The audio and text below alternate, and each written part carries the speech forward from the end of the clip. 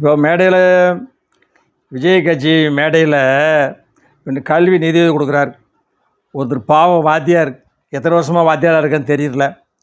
அவர் விஜய் சொல்கிறாரு, இளைய காமராஜர் ஆளாளுக்கு ஒரு பட்டத்தை கொடுங்கப்பா. எடப்பாடி பழனிசாமிக்கு புரட்சி தமிழர் அப்படின்னு கொடுக்குறீங்க. அதிலெல்லாம் தப்பு கிடையாது, எதுவுமே தப்பு கிடையாது.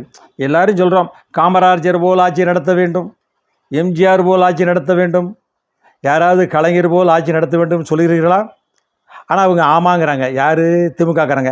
நாங்கள் நடத்துகிறோம்ல, முத்துவேல், கருணாநிதி, ஸ்டாலின் அரசு, அவங்க சொல்கிறாங்க இப்போ கலைஞர் ஆட்சி தான் நடந்துக்கிட்டு இருக்கு.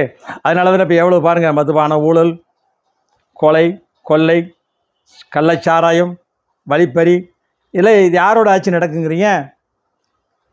முத்துவேல், கருணாநிதி, ஸ்டாலின் அவர்கள், அது யார்?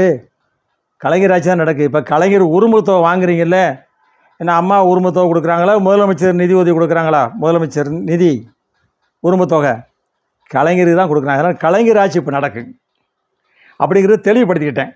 தெளிவாக அவங்கள்ட்ட சொல்லிட்டேன். அடுத்த வேளையில் வரேன்.